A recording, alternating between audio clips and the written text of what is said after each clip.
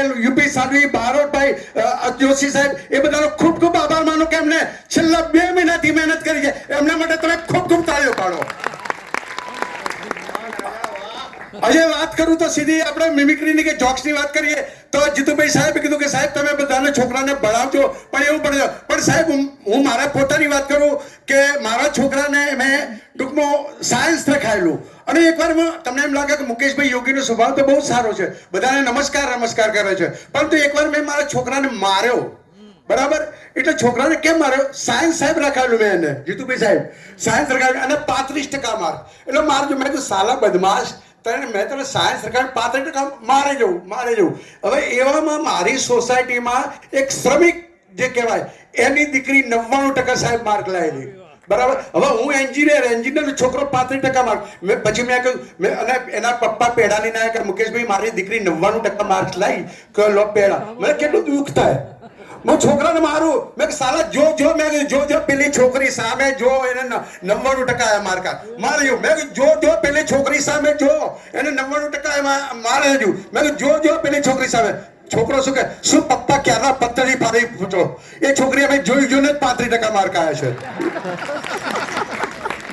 સાહેબ આવી રીતે છે ને એકવાર ટૂંકમાં મારી પત્ની પાસે છે ને ઘણી વાર એને ઈચ્છા હોય કે ચલો ફરવા જઈએ.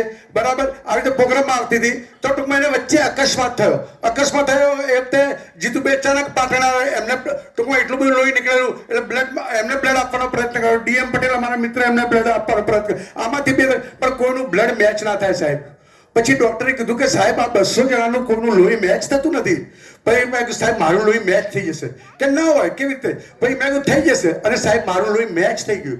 ડોક્ટર કે આટલા બધાનું કોઈનું લોહી મેચ થઈ તમારી મેં કીધું સાહેબ મારા લગ્ન કરે 20 વર્ષ થયા છે અને 20 વર્ષથી મારું લોહી પીવો છે.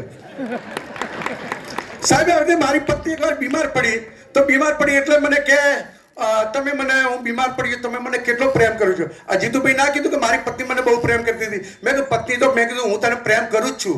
કે ના હોય કે ખરેખર, પણ કે કદાચ કે હું મરી જાઉં તો તમે શું કરો? અરે મેં કીધું તું મરી જા તો હું ગાંડો થઈ જાઉં, પાગલ થઈ જાઉં.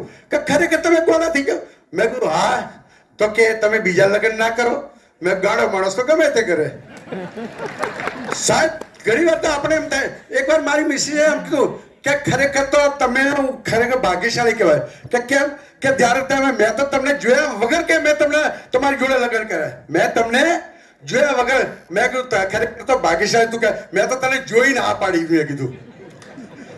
બરાબર, એટલે આપણે ઘણી બધી વાતો છે પણ એક છેલ્લે જે રીતે આપણે એક પિક્ચર કદાચ જોયું છે એક દૂજે કે લીએ, એમાં એક ગીત છે. એની એ ગીતની અંદર પિક્ચરનું નામ છે કમલા હસન રતિ અભિનેત્રી ગીત છે मेरे जीवन साथी प्यार किए जा जवानी दीवानी खूबसूरत जिद्दी पड़ोस.